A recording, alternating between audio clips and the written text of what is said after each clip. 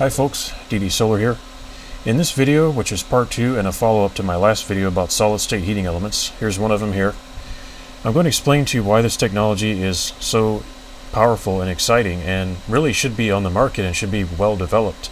It's very strange that it's not. I'm going to show you the number one feature why these types of heating elements should be absolutely everywhere.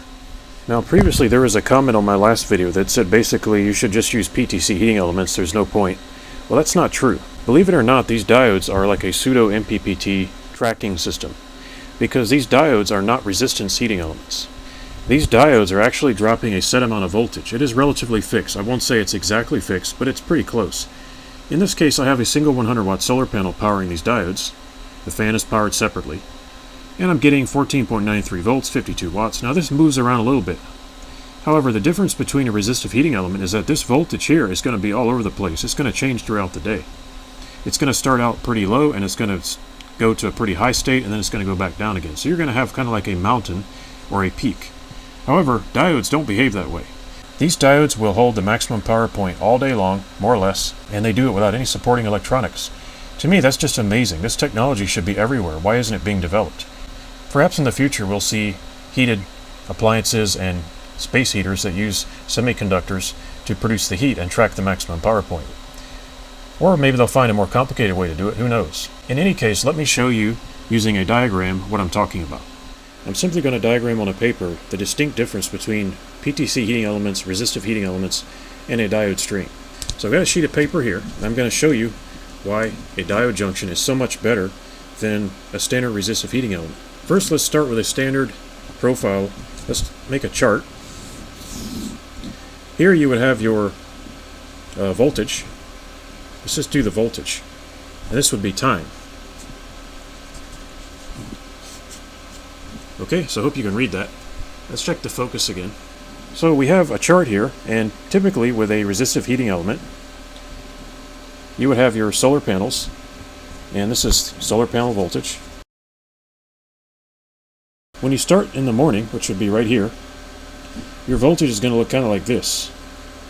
It's going to go up, and then it's going to go down. Okay, now this is not a scientific graph, but let's put DC here. But that's what it looks like, because here you have noon. Let's write noon here. So generally a solar panel driving a resistive heating element would look like this. However, if you plot a maximum power point tracking charge controller on top of this, this is a resistive heating element. Here's the behavior you see. It goes up like this, and it stays pretty much flat, and it goes down at the end of the day. These are two different behaviors. Now the current is going to vary as well. Now, an MPPT charge controller acts like this part here. So this is the voltage profile. And a resistive heating element acts like this, the one underneath. And all this area in here is wasted power. Okay, this area inside the graph that I'm filling in, that's wasted power. Diodes don't behave like a resistance heating element. They behave differently. What they're going to behave like, believe it or not, is this line right here. I know that's hard to believe, but a string of diodes can do exactly what I'm showing you here. And in fact, I'm watching the meter right now on my heating element, and it's staying right around 15 volts. I'm not having to do anything. I've been running it for quite a while now, and I'm just going to keep running it to test the idea.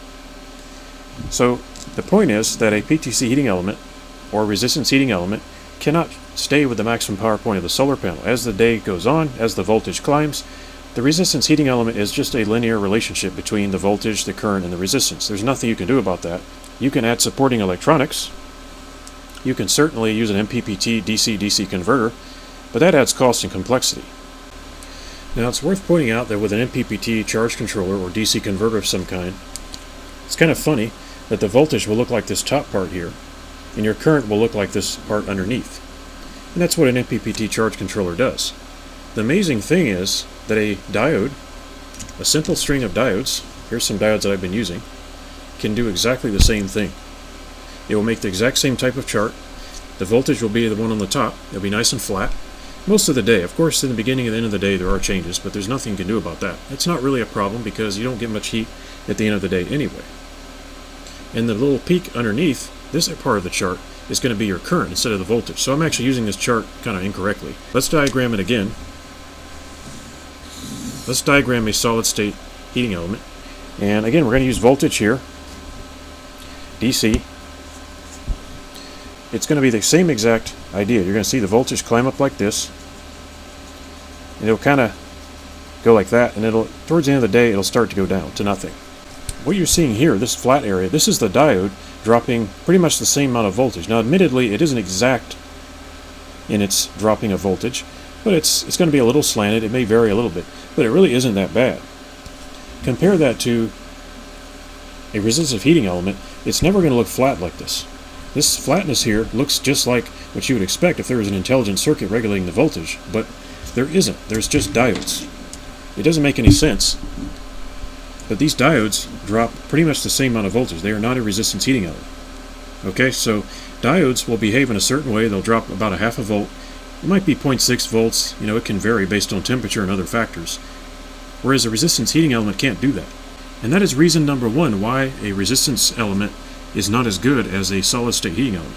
Now, I'm not saying they're no good, because I actually heat my house with resistance heating elements. I use space heaters, I use PTC ceramic elements. But having just looked into this and discovered that it works extremely well, I'm shocked this technology isn't all over the place. It can cook food, it can heat your house. There's so many different things it can do. So I hope everybody understands, first, before I move on, that diodes drop pretty much the same amount of voltage. And if you want to, let's say you want to drop 17 volts. Okay? And 17 volts DC might be a pretty common voltage for a solar panel. Maximum power point. We'll just say VMPP. How do you reach 17 volts VMPP? Voltage of maximum power point. The way you do that is, first of all, understand a diode drops about a half a volt. You just need to put enough diodes in series to drop about 17 volts. That's it. That's all there is to it. Very simple. So 17 volts DC for maximum power point. In order to reach 17 volts DC, or to drop 17 volts, you put enough diodes in series to reach 17 volts, probably a dozen or so. Those diodes will drop about 17 volts DC pretty much all day long without any additional supporting electronics. So what does that mean? Well, it means you essentially have a pseudo MPPT algorithm or tracking system that's going to track about 17 volts all day using nothing but diodes. And so what's going to happen is it's your current that's going to vary. So throughout the day, let's go ahead and add another chart. This is for a solid state element. Okay? On this side. There's what your voltage profile will look like throughout the day. This is noon. Okay? Now these are just estimates. Of course, I'm not really collecting any data here, but that's more or less what it will look like. It will vary. So solid state heating element, voltage DC, morning, noon, evening, going to look pretty flat. The current is going to look like this. Let's draw another chart. A for amps. It's going to look like this.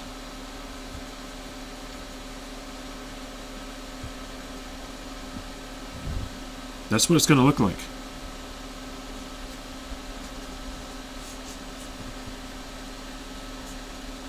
Forgot to write time on there. So this is noon.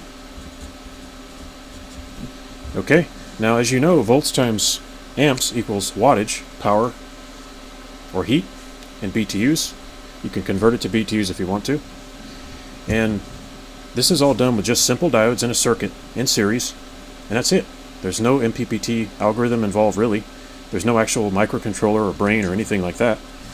It's just diodes. That is why this technology should be absolutely everywhere. It does this all by itself automatically. We don't have properly packaged diodes for heating applications, unfortunately, but who's to say that if there's enough demand for this technology, why those packages should not be developed? And I'm talking about, for example, this is called an axial package. It's got a lead going right through the middle, axially. This is just not ideal for solar heating applications, unfortunately, but that's what we have. The other package is called a TO220. It's a little rectangle with a metal tab on it. I don't have any of those, but that's the other kind. What is the take-home message here? What is this telling us? What this is telling us is that if you can hold 17 volts DC on this theoretical 12-volt solar panel pretty much all day with nothing but diodes, you're going to get anywhere from 10 to 30% more power, more heat from the same solar panels than you would with a PTC heating element or a resistive heating element. That's a fact. And to me, that's, again, unbelievable. So getting back to the heating element itself, I'm running this thing and the whole time I'm talking. Here's my watt meter. I hope you can read that. I've tried to focus the camera manually. I think it's focused. It seems to be. So this heating element is tracking about 14.9 or 15 volts really. It's about 15 volts, which is about what this solar panel normally would do. I can feel a lot of heat coming off here, and the diodes have been holding 14.98 or really 15 volts for a really long time. And I don't have to do anything. Unlike a resistance heating element, this voltage is going to change throughout the day. There's nothing you can do about it. It's going to start low, go high, and then go low again. That's all it does. But here are the diodes. No, it's staying about 15 volts. And it's the current, which is over here, that's going to be varying up and down throughout the day. Now that we've covered why these diodes can sort of track maximum power point of a solar panel, which resistance heating elements cannot and will never be able to do, because that just isn't how they work, I want to make one more point. A resistance heating element is an ohmic heating element. It means that it's got a linear relationship between current and voltage. Diodes are not ohmic heating elements. They drop voltage, and they drop a set amount of voltage. I have to tell you that, of course, the voltage is going to vary over time, but it's only a little bit. It isn't really that bad. Here you can see it is moving a little bit, and it probably will change towards the end of the day, and if the sun gets a little brighter or a little dimmer, it might change a little bit. However, more or less, it's going to stay stable, unlike a heating element that's just a resistance element. Now, I hope you understand at this point why this technology is so interesting and exciting to me, and also incredibly useful. Now I want to tell you about yet another feature that is inherent in this type of heating element design. Now I'm going to show you the number 2 feature, why this is so unbelievably useful. Believe it or not, what you're looking at here is not just a heating element. This is literally a variable power supply. This thing can charge a battery, it can charge your cell phone, it can run a fan, anything you want. And I'm going to prove it to you. In past videos, I've showed people how to use PTC, or positive temperature coefficient ceramic heating elements, to heat their home using a small set of solar panels, and I was doing that for quite a while and it was very successful. I heated my back room with it. It worked very well. But one of the things I mentioned in both that video and also the video about solar heating for beginners using car, truck, and cab heaters, that's where you connect a cab heater directly to a solar panel. All these videos and topics are going to be linked in the description if you want to look at them. I mentioned that heating elements can actually be tapped at certain points to draw off a certain power supply. But a heating element made out of resistive material isn't quite as stable. It's going to have quite a variable voltage. Diodes, on the other hand, totally different world. Because once again, the diodes are dropping a fixed amount of voltage, relatively fixed. That totally changes the game. Let me show you how this works. Notice that the heating element overall is receiving 14.9 something volts, really about 15 volts. And you can see that the wattage is 54 watts and the current is about 3.6 amps. Now the current and the wattage are going to fluctuate, but the voltage stays pretty much bang on 15 volts. At this time, I have switched some of the diodes out of circuit. And I'm referring to these jumpers here. This jumper here is actually switching some of the diodes out of circuit. And this is what makes this system so powerful. Not only can you achieve different voltages, you can also achieve different power dissipations by switching these diodes in and out of circuit. You can also regulate the temperature of whatever you're heating by simply switching some of the diodes in and out of circuit. What you're doing is you're varying the heating power of this system. Okay, reason number 2 why these types of heating elements are so powerful and effective. In the upper left-hand corner of the screen, you can see that I'm making the multimeter bigger so you can look at it. This is recorded in real time from a separate camera. And I wish to publicly thank my brother who purchased the high-quality camera, which is actually recording this multimeter. Now I've got my multimeter probes. They're going to that very meter. And just to show you it's real time, here's my hand in front of the meter. Now, let me explain how this works. You've got blue, which is actually the positive feed coming from the 100-watt solar panel outside. I'll attach a photo of that later in the video. And it comes in here, and it actually goes into this red test clip and jumps over to this diode. So these diodes here are currently not hot, they're cold. Starting here, the voltage is going in this chain of diodes, and it's jumping and it's dropping voltage all the way. By the time it gets down here, you have 0 volts. So if I take my multimeter probes, and I'm going to attach one of them to the green clip, which is negative. Just go ahead and do that now. Now it's connected, and I have this positive part right here. This is the most negative end of the heating element, so this would be considered ground or common. If I take my multimeter probes and I just measure ground or common, there's nothing. Watch what happens if I jump over the first diode. 0.76 of a volt. What if I come up here to this diode? Try to get a good connection. Okay, let's jump up to one more. 5.3 volts. What you have there is your USB charging voltage.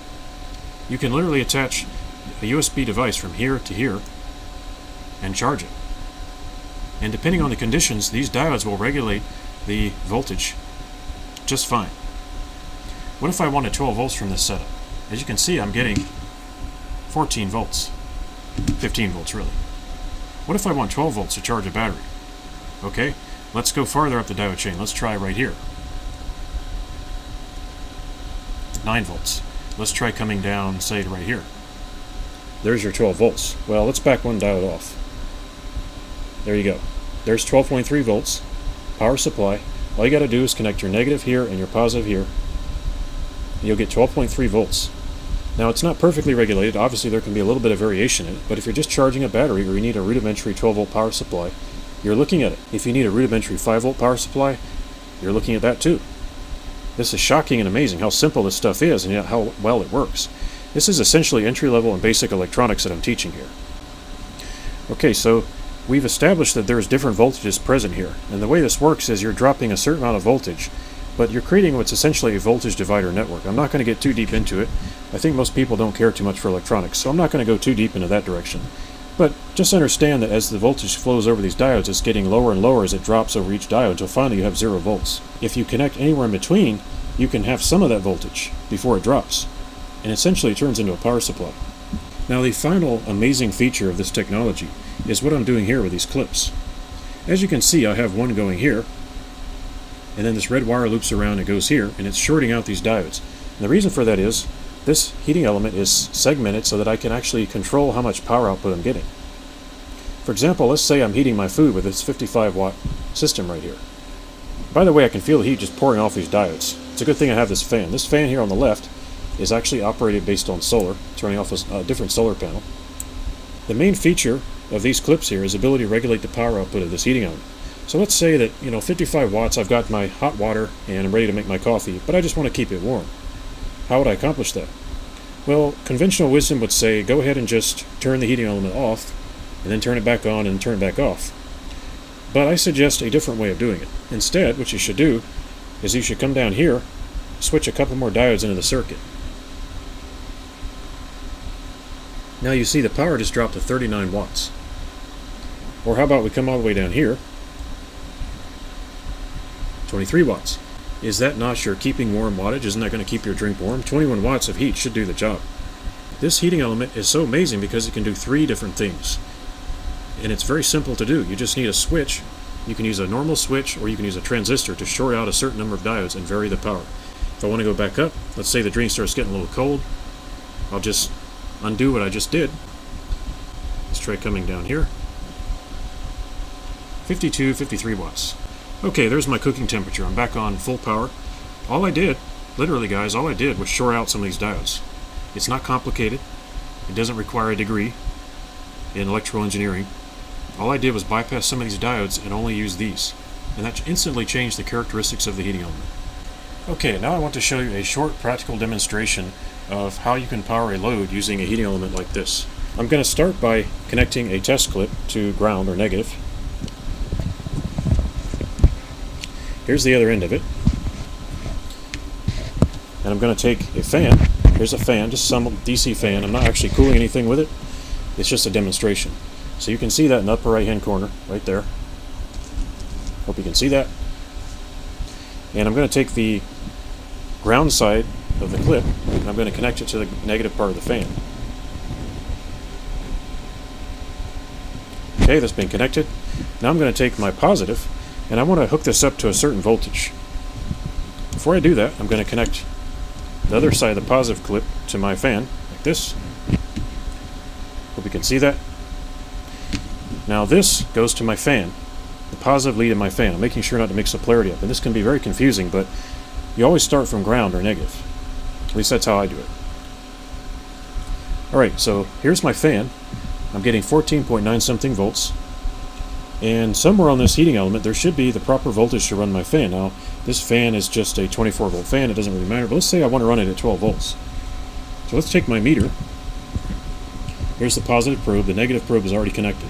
So let's take my positive probe here and let's measure and find on this heating element a place where there's about 12 volts available to run my fan. Let's just start here. In the upper left hand corner of the screen you will see the meter and 13 volts. So 11.5 volts. Let's see, I'm going to try here.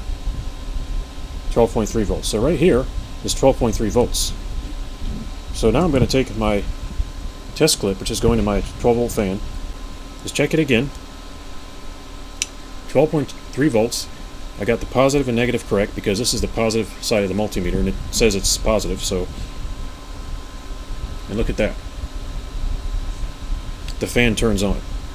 As you can see, the voltage is holding steady at about 12.3 volts. That's amazing. Unbelievable. I've never seen such simple electronic components do so many different things at one time. It's just mind-boggling.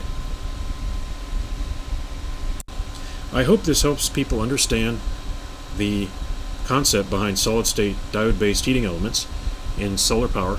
Remember, this is running directly off of a solar panel. There's just diodes, and that's it.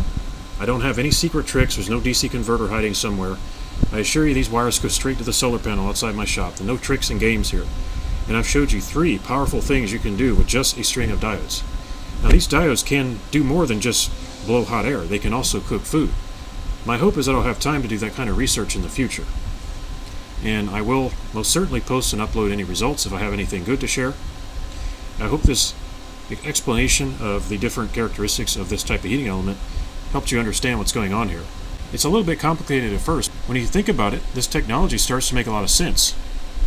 And it's strange how it's not absolutely everywhere, in some form.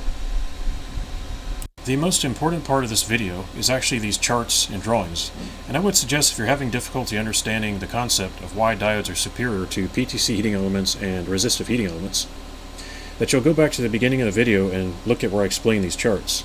Because, believe me, this behavior of diodes is everything. This means everything. This technology, these diodes and how they behave, completely changes the PV to load solar electric heating game. Now I'm still going to use my space heaters, which I've shown in prior videos. All that's linked in the description. But this has a lot of promise, and I'm going to put more effort into it as time permits and as my health permits. And if I get anything really good going, I will definitely share and upload my results. In the future, I plan to have at least 1, maybe 2 projects done that are related to solid-state heating, running directly off of solar panels. Of course, those will take some time to develop. There's also a few more interesting projects and videos that are on the way. It just takes time to edit. I hope you enjoyed the new camera setup and this new capability where I can move things around on the screen. Okay folks, thanks for watching and I'll see you next time.